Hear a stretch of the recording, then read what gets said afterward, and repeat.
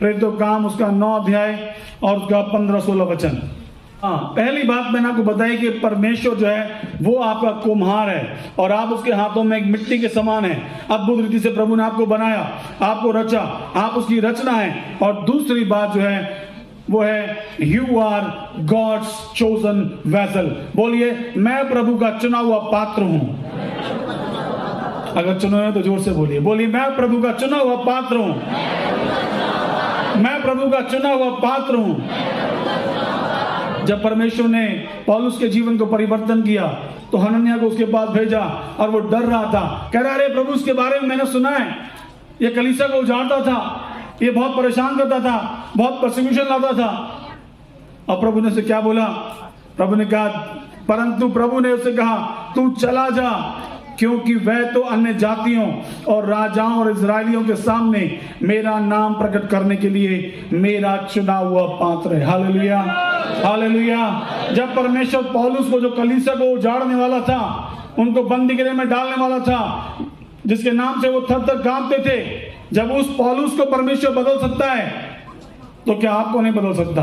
आप बोले प्रभु मेरे पाप बहुत ज्यादा हैं, मेरी गलतियां बहुत ज्यादा हैं, मैं बार बार झूठ बोलने से बचने की कोशिश करता हूं या करती हूं, लेकिन बार बार में वही पाप मेरे जीवन में हो जाते हैं। लेकिन प्रभु क्या कह रहा है? तुम चला जा, क्योंकि वो मेरा चुना हुआ पात्र है। हालेलुया।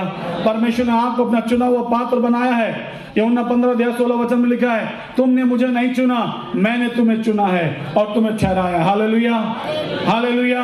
आप परमेश्वर का चुना हुआ पात्र हैं। ये आपका चुनाव नहीं कि आप यहाँ पर हैं, ये परमेश्वर का चुनाव है। उसने आपके खानदान में से, आपके परिवार में से चुनकर प्रभु ने आपको उद्धार का अनुभव दिया। आप उसके चुने हुए पात्र हैं। यदि आप उसके चुने हुए पात्र हैं ना, तो उसकी महिमा को प्रकट करें।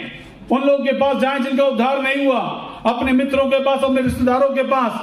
लेकिन आगे एक बात और लिखी पड़ी है 16 वचन में, और उसमें लिखा है, और मैं उसे बताऊंगा कि मेरे नाम के लिए उसे कैसा कैसा दुख उठाना पड़ेगा। अब बोलिए पास्टर जी ये सही बात, अच्छी बात नहीं लगी, बस ये बात में मजा नहीं आया। ये तो अच्छा है कि हम चुने हुए पात्र हैं, तो चुने हुए पात्र हैं तो आप प्रभु हमें पूरे दुनिया में घुमाएगा, है ना, पूरे संसार में ले जाएगा, इस्तेमाल करेगा।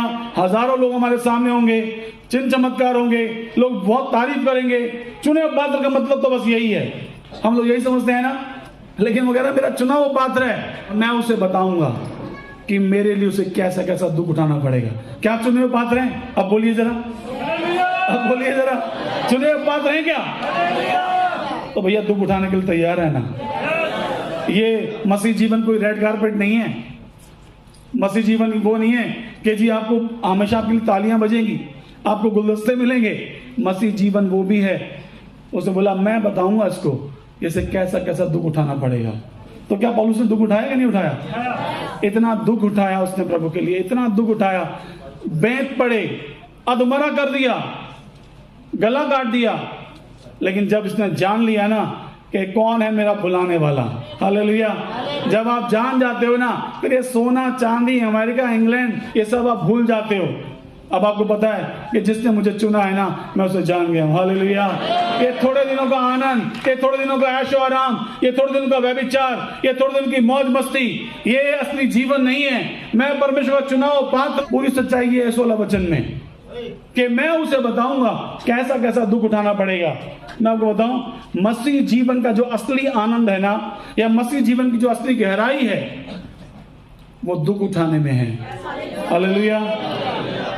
यदि आप प्रॉस्पेरिटी में है ना, मैं ये नहीं बोल रहा कि प्रॉस्पेरिटी में नहीं होना चाहिए, होना चाहिए, लेकिन ये मैं अनुभव से बता रहा हूं, यदि आप दुख में होंगे ना, यदि आप आंसुओं में होंगे, यदि आप टूटन में होंगे, आप प्रभु की उपस्थिति में जाओगे। हालेलुया। आप ढूंढोगे उसको, क्योंकि आप संसार के प्रेम को जान लोगे। आपको समझ में आ जाएगा कोई अपना नहीं है, कोई मदद करने वाला नहीं है, केवल एक है जो कहता है अपनी आंखें मैं पर्वतों की ओर लगाऊंगा, मुझे सहायता कहां से मिलेगी? मुझे सहायता यहोवा परमेश्वर की ओर से मिलती है, जो आकाश और पृथ्वी का बनाने वाला है, जिसकी मैं रचना हूं, जो मेरा कुम्हार है, मैं मिट्टी हूं और मैं उसके हाथों की रचना हूं। हालेलुया। उसने मुझे चुना है। हमारी समस्या ये है, हम ये सोचते हैं पहले सबको ट्राई कर लें एक बार, उसके बाद प्रभु के पास आएंगे, फिर प्रार्थना कर लेंगे, लेकिन मैं आपको बताऊं, सबसे अच्छी बात यही है कि सबसे पहले आप प्रभु के पास आ जाएं।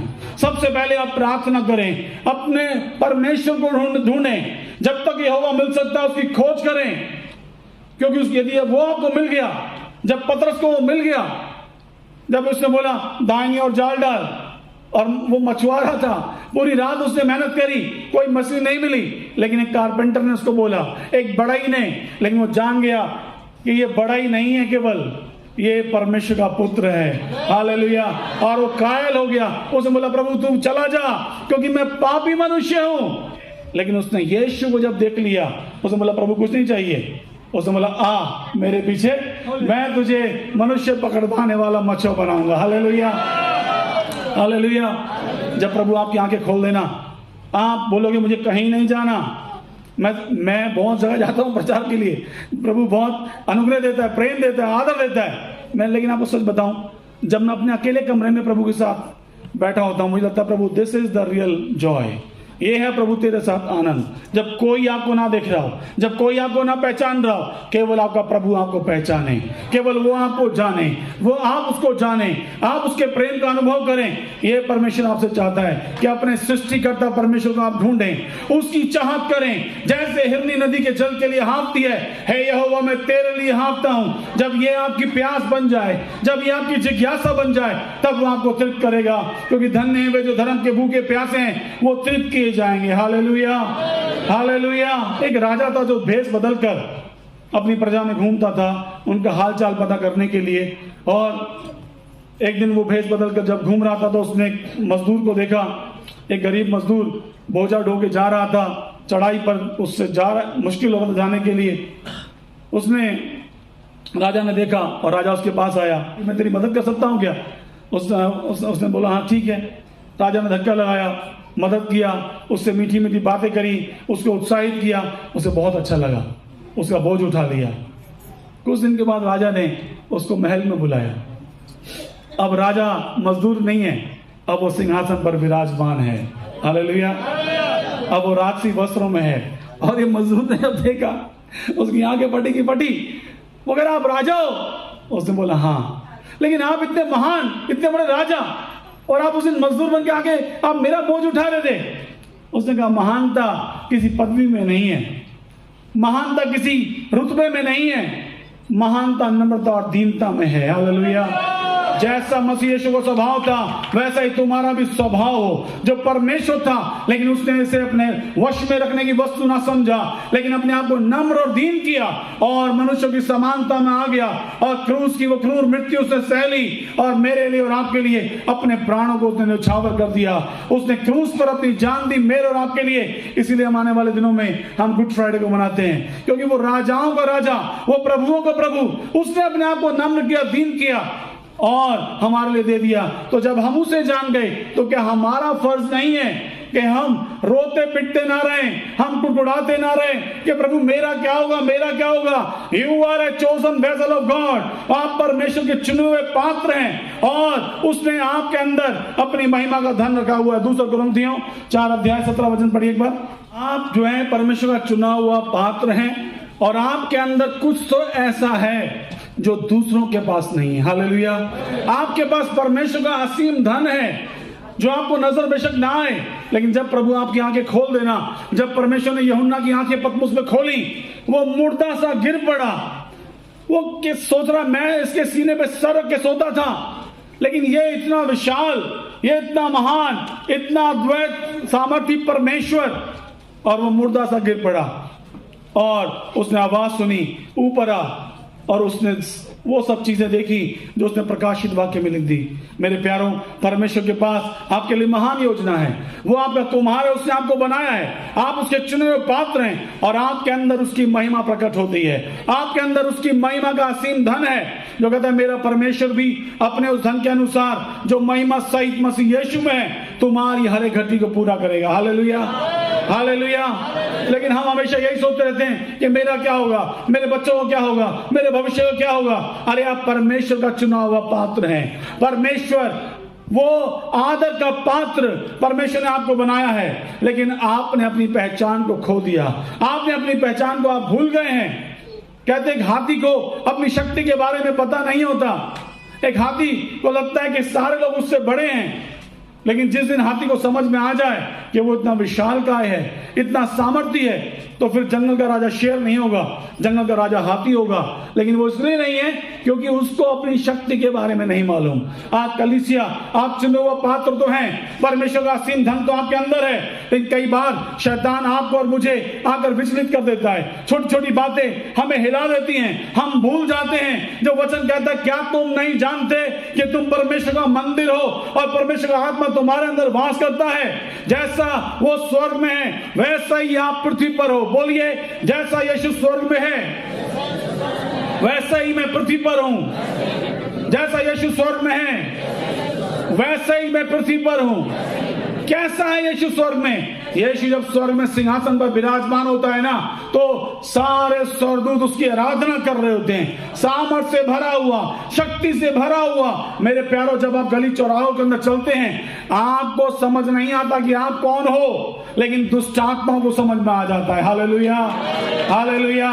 और वो चिल्ला के निकल जाती हैं, वो रास्ता छोड़ देती हैं। प्रभु का बेटा आ रहा है, प्रभु की बेटी आ रही है, इनको छूना मत, इनके अंदर यीशु का लहू नजर आ रहा है, ये परमेश्वर की दुल्हन है, ये उसके चुने हुए पात्र हैं। काश के कलीसिया की भी आंखें खुल जाएं ये समझने के लिए कि हम उसके बुलाए हुए लोग हैं, हम उसकी निज प्रजा हैं, याजकों का समाज, हम उसके पवित्र वंश हैं। कलीसिया को अपनी आंखें खोलने की जरूरत है। Hallelujah, hallelujah.